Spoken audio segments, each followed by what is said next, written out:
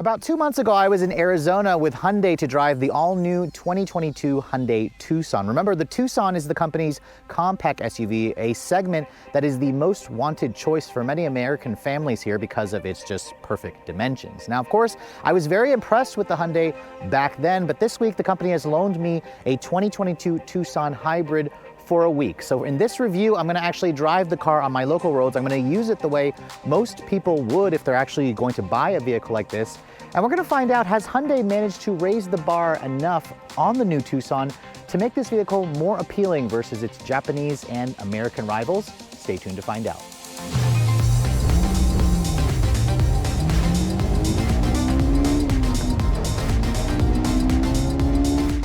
Now, in a segment full of so many entries nowadays, design is really important for a lot of buyers, and this is where Hyundai continues to stand out. When I first saw this car 2 months ago, I loved it. Now, even after seeing some newer offerings, I still think this is one of the most attractive and interesting looking vehicles that you can find, especially in this price range. Now, sensuous sportiness is the design theme with this new Tucson, and it has a lot of interesting geometric shapes in the side profile, in the wheels, in the front grille, in the rear. This vehicle is also significantly larger versus the previous generation, around 182 inches long. And just looking at it from every angle here, this is the hybrid model in limited grade in shimmering silver metallic. So this is probably not my first color choice, but even in this rather bland color, I'm very impressed with how this vehicle looks. The front end, of course, is going to grab your attention. The moment you see this car coming at you in your rearview mirror, you have this interesting, unique Hyundai grille with these LED running lights that very much blend into the actual geometric shapes of the grille. I also like how the Hyundai logo here is kind of this black chrome. The LED turn signal is also cleverly hidden, and you have these projector LED headlights, which are included on this limited grade model. Hyundai also offers the Tucson in gas, hybrid, plug-in hybrid variants, and there's also an N-Line, but the N-Line I would skip because it just is an appearance package. It doesn't actually give you any more performance gains. Now, looking at the wheels, you can see 19-inch wheels are included on the limited, wrapped in 235/55 series tires. All-wheel drive versions of the Tucsons have roughly around 8.3 inches of ground clearance, an inch more versus the front-wheel drive versions. And like so many other vehicles, you can get this vehicle with a massive panoramic sunroof. I like the roof rails, which are kind of the more aerodynamic flush design. And you can see interesting design theme here with the metal bar that kind of goes from the front of the vehicle all the way down to the rear. And the rear taillights are also equally interesting on this vehicle. You can see Hyundai did a very controversial thing here with the logo, which is kind of like this smooth area where it has kind of like this plexiglass cover over the actual logo. I like the LED taillights, although the turn signal itself is not an LED, it's just an incandescent. I think Hyundai should have kind of given us that little detail. There's more parametric shapes in the actual rear lower area of the bumper. And this one here, even though it's a hybrid, you don't have to make any sacrifices to the cargo area. Hyundai says you get around 38 cubic feet of space with the seats up. This is only a two-row vehicle. This floor here is adjustable, so you can actually move this onto two levels. Right now it's in the lower position, which gives you more space. Fold down the second row seats, and Hyundai says you can get a maximum of 80 cubic feet, which is more than what you're gonna find in the RAV4, CRV, even the Forester, which typically was the tops in the segment. Now, a tech feature that you will not find on any of the Tucson's competitors is Hyundai's Smart Park feature. Basically, on this limited version, you take the key fob and you activate the remote start, which the vehicle is a hybrid, so you're not going to be able to tell that it's actually on because there's no traditional starter noise. Push this button here, you can see it actually creates a fake noise to let passerbyers know that the vehicle is moving via the Smart Park feature. And this basically allows you to extricate your Tucson out of tight parking spots. Let's say somebody kind of blocked you in, you're in your tight parking garage. The vehicle will basically move forward and back. It uses the sensors everywhere. You've seen me show you this feature on some Genesis vehicles. It's really nice to see Hyundai including it on even a Tucson. Now, getting inside the car, you can see, let me just briefly show you the interior. If you guys want to see a more in-depth interior review, make sure you click in the link in the description where you can watch my first Tucson video. This is the black interior that you get that's full leather in the limited model. You can see the limited gives you all of the tech features that you could possibly want. Stepping in, it has a really nice, easy step-in height. And you can see the tech in this car is very, very impressive. When I shut the door, nice solid sounding thunk. As soon as you put your foot on the brake, the vehicle gets out of its auto park mode and it basically turns on. I don't even have to hit the start button, which is right here, when it's in its remote start mode. Now, just like in the first video that I did, this interior feels very roomy. It's full of so much tech. I mean, look at this 10.25-inch screen here, which includes Android Auto and CarPlay. It is wired, so you have to actually plug in your phone. If you guys go for the smaller screen in some Hyundai models, Hyundai Kia models, you actually get wireless CarPlay, but this, however, does not give you the wireless feature. But you can see there's the CarPlay, which looks fantastic. I love how it's a full screen design. I love this 10.25-inch screen that's hoodless for the instrument panel, which this actually changes the way it looks based on your drive mode. This looks way better versus what you're gonna find in this current CR-V and RAV4. Materials are also soft touch on the dash. You have this interesting fabric material here, soft touch. Soft touch here, you have 2-person memory, you have heated and cooled seats. Window controls also feel nice and solid. Only the front windows are automatic one touch, which Hyundai could have made it one touch on all 4. Buttons over here for your power liftgate, your stability control off. And the steering wheel, you can see it's a nice size. It fits nicely in your hands. It's a tilt telescoping design, which offers a good amount of adjustability. And the horn, it sounds pretty good. It's pretty much what I expect in a vehicle in this segment. Doesn't sound too puny, which is nice. Down here, you can see wireless phone charger, dual zone climate control, your heated and cooled seats. Like I said, are right here. You have a heated steering wheel. There's a lock switch here, our button for the 4-wheel drive system. Push this button here, you can see it gives you the full 360 top-down camera with excellent resolution, so nothing really to complain about there. Electronic shifter here for the 6-speed auto, drive mode selector right there. Really deep center console storage, so plenty of storage in this vehicle with 2 big cup holders over here, which is nice. Seats are also comfortable and supportive, although the leather could be a little bit softer. The cooled function works really well. I did find that some of my colleagues were complaining that this kind of hits them in the shoulder blades, so kind of try this out, make sure it's okay for you. And above me, you can see big panoramic sunroof, and you also have LED lighting on this limited grade, which also includes a nice little power retractable shade in case you guys are trying to get away from the sun. But overall, interior of the front seats, really, really nice, full of tech, but you do need to get the limited grade to get all of this stuff, which isn't necessarily available on the lower trims.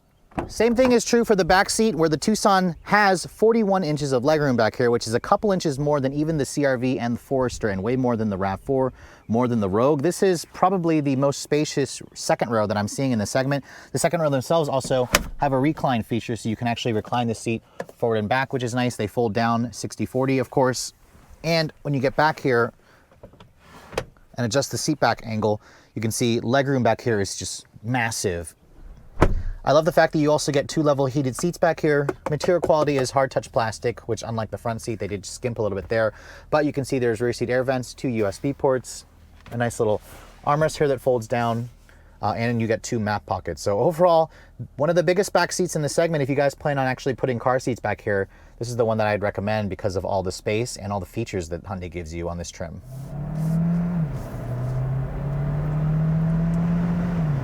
Now, 2 months ago, when Hyundai had me out in Tucson, Arizona to drive the new Tucson, I really didn't have too much time with it, so I asked Hyundai for the car for a week so I could really get a proper test of the fuel economy, do a 0 to 60 performance test on it, because I drove the gas engine and, of course, the hybrid model back to back. The hybrid version is just so much better, so I asked Hyundai, of course, to send me the hybrid model, because I believe this is the one that you want to get. It's going to be the one to choose because it's not that much more expensive versus the gas-only version of this car. The hybrid offers about 30% better fuel economy, similar increases in power, way more torque. I mean, 258 pound-feet of torque, and unlike the RAV4 and CR-V, this has a traditional stepped automatic. So if you're looking for that type of driving experience, this is the one you're going to get. Now, 2 months ago, I wasn't able to test out a 0 to 60 performance for this car, so I'm going to be able to do that now.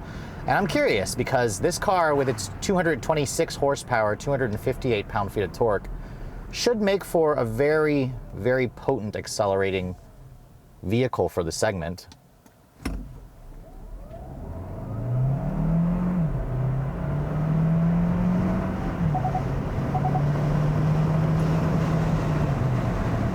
And on my first run, going slightly downhill, I actually got 0 to 60 in 6.6 seconds. That is a lot faster than I anticipated. And I actually had a slightly slow reaction time. Now, granted, we were going downhill slightly. There was like a 2% downhill grade. So I'll retry that test again just to see what I can get on a more level surface. I don't believe the car is that quick. It is a quick car, but probably not that fast. So let's try it one more time. brake torquing, it doesn't really do much.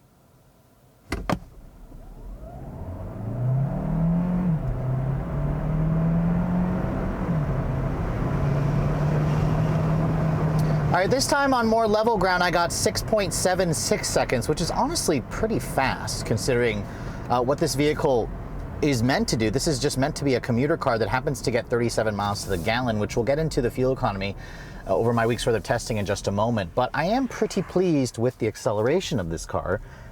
It definitely feels faster than the last CR-V hybrid that I drove. I would really have to drive the RAV4 hybrid back to back. Way better than the Escape hybrid. The Escape hybrid feels like a slowpoke in comparison. And really, with this kind of power, this is enough power for most people in the segment.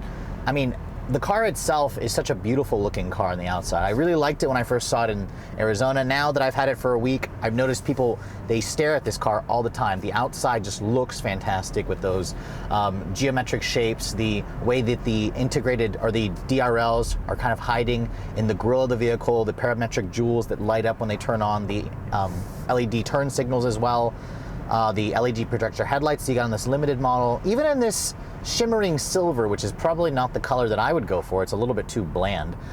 This car stands out. Now, Hyundai does make an N-Line version of this car, but I'd skip the N-Line because it's just an appearance package.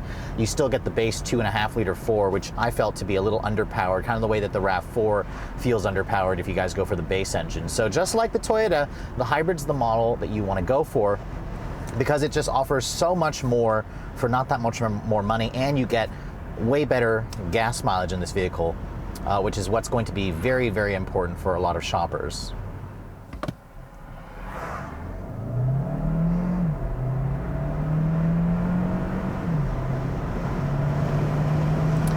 All right, I'm gonna take that run because my reaction time was perfect there and I got 6.87 seconds. So just under 7 seconds for a car like this is pretty potent. And I believe it's quicker than a RAV4 hybrid, which Toyota rates at around the low 7-second mark. So even though the 6-speed auto does kind of hold it back in terms of shifting very slowly, this car probably could have better performance if it was a CVT, but you know, CVTs aren't the transmission of choice, of course, for enthusiasts. But nobody, as an enthusiast, you're not going to really buy this car unless Hyundai comes out with an N version of this vehicle, which I don't know if they're going to. The plug-in hybrid model is the one I'm really interested to drive. That's coming in the next couple of months. It's supposed to be going on sale this summer, so it should be out any day now, really. Now, driving this car in sport mode obviously is going to give you the most fun, but what about if you're just driving it normally like a commuter car? And this is where I've noticed that the Tucson, the new one, really shines here because Hyundai has really outdone themselves here in terms of refinement. This new car is around 6 inches larger than the old one. The wheelbase has been stretched around 3.5 inches. It is a significantly more substantial feeling car on the inside, on the outside. When you're driving this vehicle, you get a sense that you're driving a vehicle that just feels like it was well engineered. The level of tech in this vehicle, the way that the vehicle rides, the ride quality is just so compliant, yet it also has a sporty feel to it, which is nice because Hyundais typically don't have that feel. I love the way the steering wheel feels, the responsiveness of it, the compliance of the suspension, just the quietness of the interior as well. There's very little road wind noise. The engine doesn't drone around because it's not a CVT.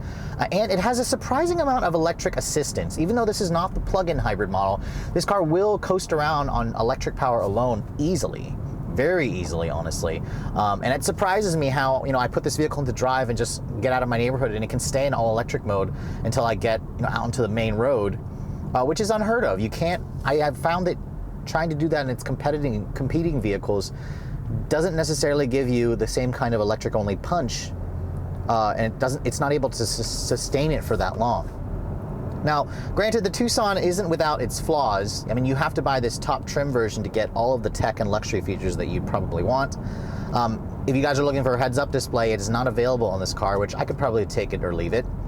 The digital rear view mirror that you can get in the RAV4, I actually really like that feature, not available in the Tucson. And there's of course the Kia Sportage. Kia just showed off the new Sportage in Korea. Haven't seen the US version yet as of this filming, but I didn't like the way the Sportage looked. I actually prefer the way the Tucson looks, which is a first. Usually I prefer the way Kias look, but lately Hyundai has been killing it with their design language.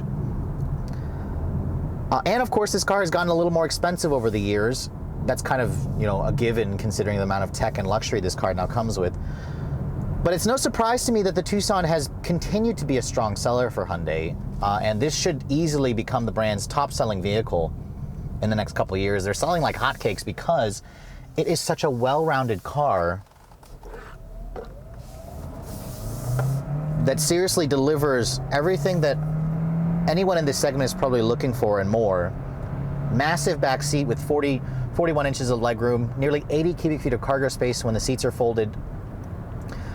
It is, without a doubt, a car that's going to disrupt the segment, and I wouldn't be surprised if Hyundai starts seeing their Tucson become, or taking away some sales crowns from some sales leaders like the Mazda CX-5, the Subaru Forester, the Ford Escape, the Chevrolet Equinox. I don't think this is going to take the crown from the CR-V and the RAV4. Those two are just the stalwarts in the segment. But I wouldn't be surprised if this thing outsells even the new Nissan Rogue. The Rogue is decently good, but Nissan frustratingly does not offer it with an electrified option, which is also curiously missing in the Pathfinder, the new Pathfinder as well. But this just gets me excited because Hyundai has really been doing so many good things lately with their newest products. And the Tucson is going to represent the forefront of that because this is such an important model for them and, of course, in the US. So even after spending a week with the all-new Hyundai Tucson, I am still very impressed with this car. There are so many choices out there, but the Hyundai is going to continue to stand out, not only because it offers a design that stands out, a lot of interior tech, but remember, Hyundai and Kia have really been killing it in terms of quality. You still have one of the best warranties in the industry, and they pack a lot of value into the price tag that they ask. This vehicle starts at around $25,000. The hybrid model is around $5,000 more. This fully optioned limited hybrid is stickering for around $38,900 with destination, which is a little bit less expensive than something like a Toyota RAV4 or a Honda CR-V hybrid or a Mazda CX-5 with the turbo engine, which is arguably a little bit faster, but this is going to get way better gas mileage. In my week's worth of testing, I actually averaged around 35 miles to the gallon on the highway. That's pure highway. On the city, it did a little bit better, around 36 mpg, because this vehicle will coast around in electric only so often that I sometimes had to double check to make sure I wasn't driving a plug-in hybrid model, because it has a really good electric only range for just being a conventional hybrid. The fuel tank is around 14.5 gallons, which means you can go around 500 miles on a full tank. 500 miles on a full tank, a conventional hybrid. This is exactly the reason why I believe that the hybrid version is the one you're going to want to get for a couple $1,000s more. It's an easy pick for me. If you guys were going to look at the gas version, you may as well just kind of look at the hybrid model. Now, last month, Hyundai managed to sell just under 19,000 Tucsons. It's actually the most Tucsons they've ever sold in America ever since this car came out. It's still not as much as what Honda and Toyota does for RAV4s and CR-Vs, but it is very much nipping at the sales for Subaru Foresters, Mazda CX-5s, Ford Escapes even. So this is going to be a very popular vehicle. It outsold the Kia Sportage, its sister vehicle, 2-1. Although there is an all-new version of the Sportage coming, don't be surprised if you're going to start seeing more and more of these on your local roads, because it is such a well-rounded, practical, and stylish vehicle. And it continues to be my choice if you guys are looking for a compact SUV and you want something that's a little bit more conventional, more affordable, that really does stand out. But with all that said, I hope you guys have enjoyed my full overview on the 2022 Hyundai Tucson Hybrid. If you're also looking to see the latest cars I'm testing, be sure to follow me on Instagram at redline_reviews, like us on Facebook, and as always, guys, please keep subscribing to the Redline Reviews YouTube channel for all the latest reviews. Thank you so much for watching. I'll catch you all in the next video.